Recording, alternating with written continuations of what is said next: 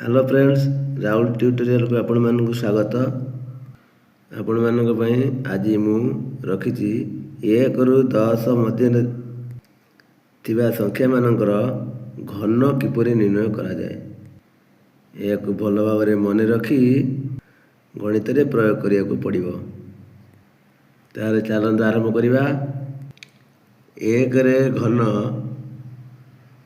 1, 2 रो घन 8, 3 रो घन 27, 4 रो घन 64, 5 रो घन 125, 6 रो घन 216, 7 रो घन 343, 8 रो घन 512, 9 रो घन 729, 10 रो घन 1000।